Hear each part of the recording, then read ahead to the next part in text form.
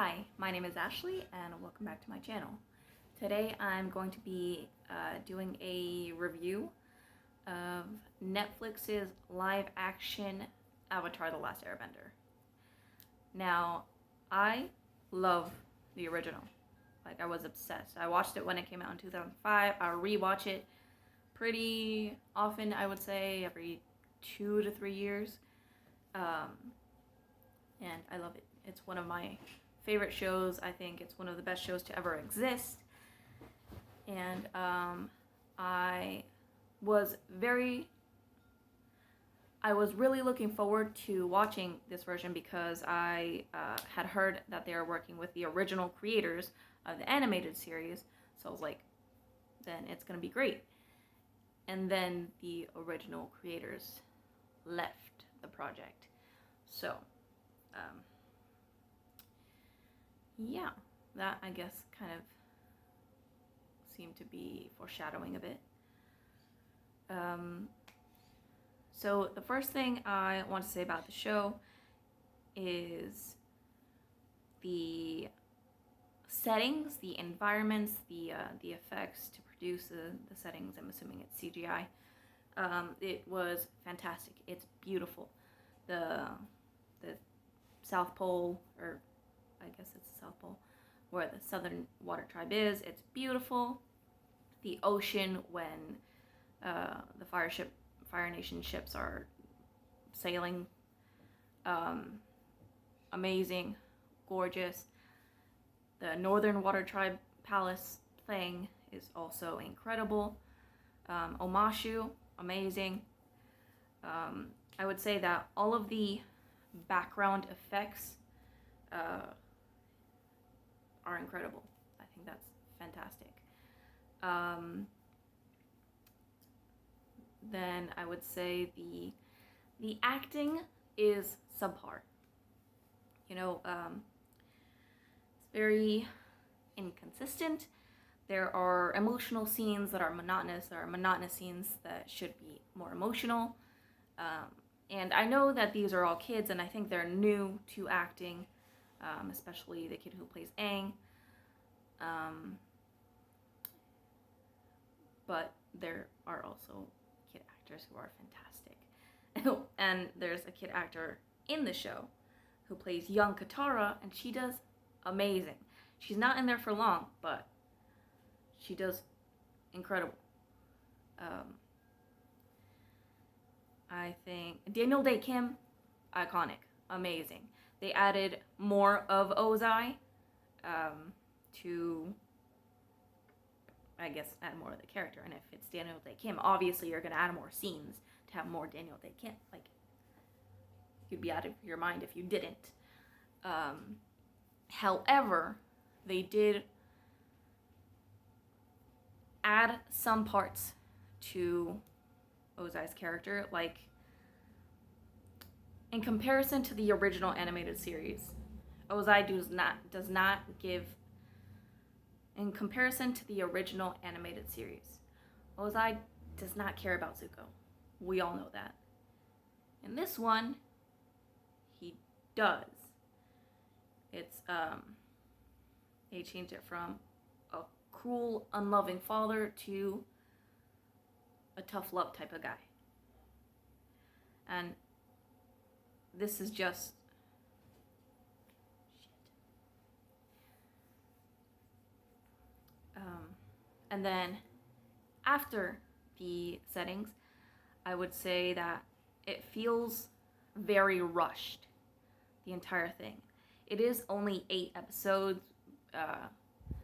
Some episodes are an hour, some are 40 minutes, so anywhere between there. But it does feel very rushed. And I guess I can understand that because they're trying to fit in, like, what, 23 episodes of the first book into 8 episodes. But it didn't really work for me.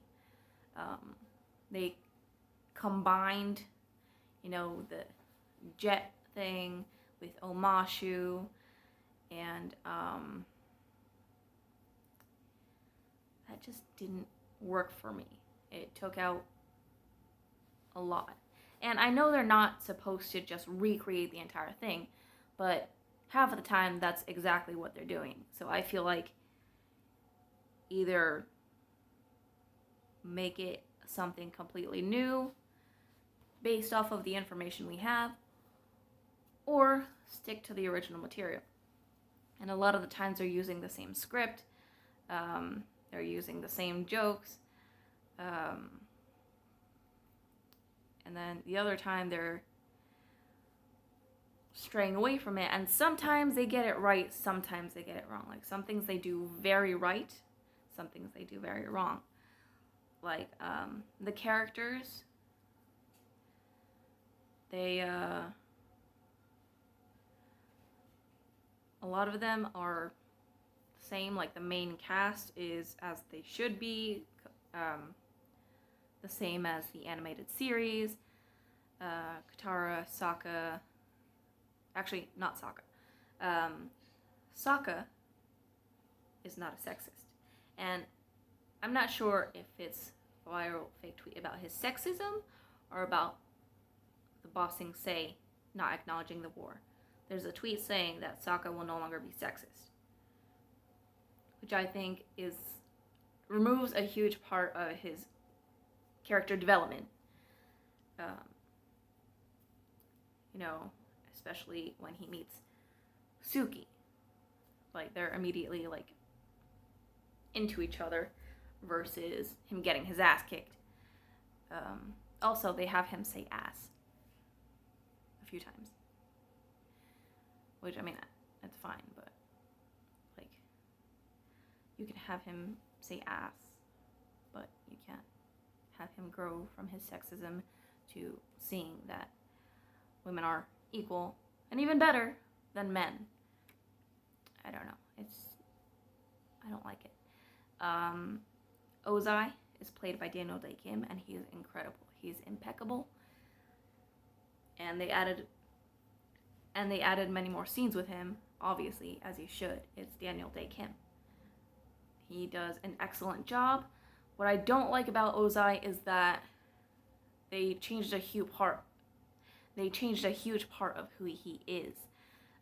In the animated series, we see that he's an uncaring father. He doesn't give a damn about Zuko.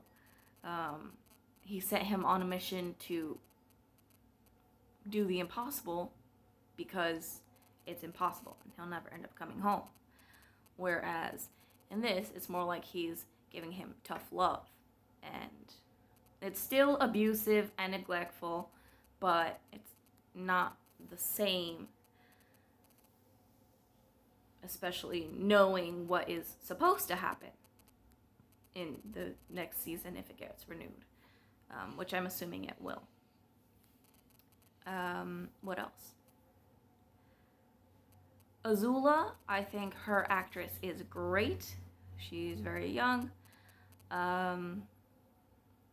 but she is very good. Her tone of voice is very good, whereas many other times the actors, they are super emotional during dialogue that shouldn't be, and vice versa.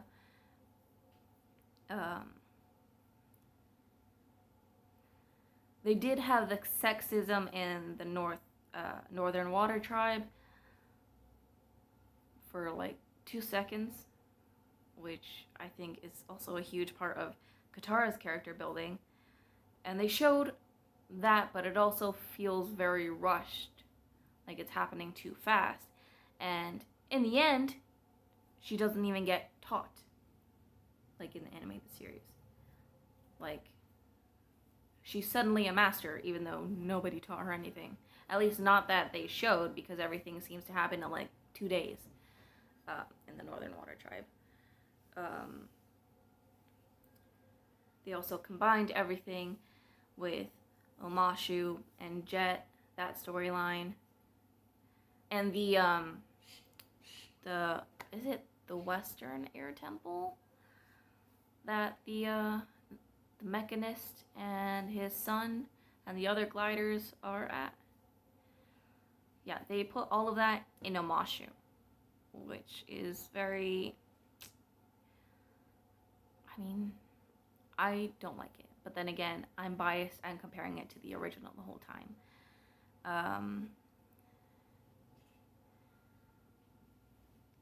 Something I did like is that it doesn't seem that they're pushing Katara and Aang together, because I'm a Zutara shipper forever. And plus, there seems to be a huge age difference now between these actors, so that'd be super weird. Like, it was already weird in the original for me, but this would be extra weird. Like, okay. And I think that is great, especially during the, I think that's great, especially during the hidden tunnels thing, with the badger moles and all that. The Aang's not there, and it shows a different kind of love, which I love.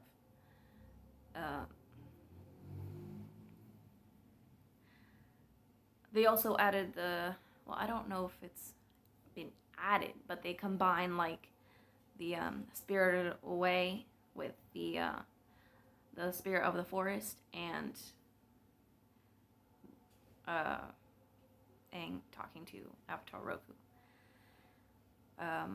So there are a lot of things that were pushed together that I don't think should have been, because each segment is very important, I think, to the story.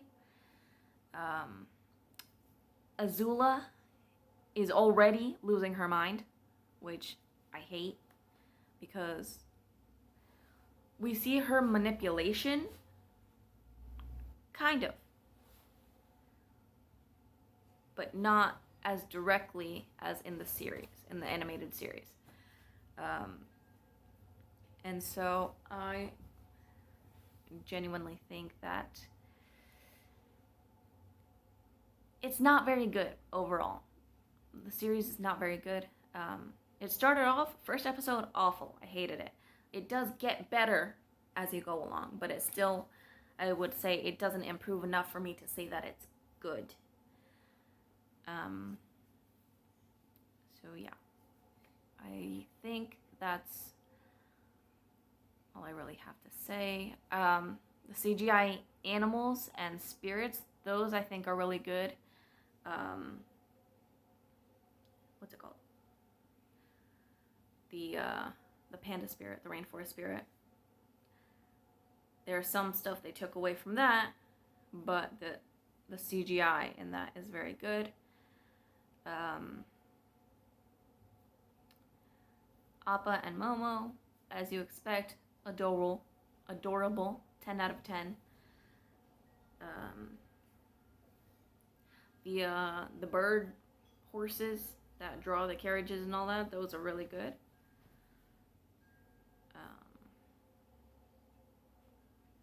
Yumi, they made her a bender. Which adds literally nothing to the story. She just, ice cream, yay. Okay. Like, there was no point. I don't even know if she's a healer. I assume she is, because she says she's a priestess. I don't remember if that's part of her story in the animated series. She's not engaged. Like, she had already broken it off. And not only did they make her a bender, they gave her the ability to visit the spirit world and take shape as a wolf. And that's why she breaks up with her thing before she even meets Sokka in person. I don't know. I just think there are so many changes, and it's so shoved together and rushed that I genuinely am not a fan of how it all went down. Like, I am entertained by it.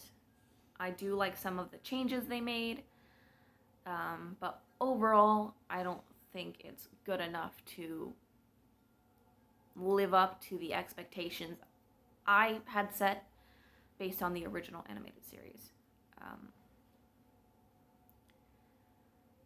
Yeah, so that is my review, which is all over the place. I probably should have written down notes in the order I wanted to talk about them in, but I didn't. And yeah. Would I recommend watching it is, I don't know. If you go into it hoping it lives up to the animated series, then no. Just watch the animated series. I'm gonna do that again. And maybe even make another video comparing the two even better now that everything will be fresh in my mind. But no, it does not live up to it, and if you're going to watch it hoping it does, you're going to be disappointed just like I was. If you're going into it not caring or as new, having never seen Avatar: The Last Airbender, the animated series, then yeah, I think it's entertaining enough. I still wouldn't say it's great because of a lot of the acting, the dialogue and stuff, the monotony. But it is entertaining. Okay, so that is my review of Netflix's live-action version of Avatar: The Last Airbender. I hope you enjoyed. I would appreciate it if you subscribe, and I hope you have a wonderful day. Bye!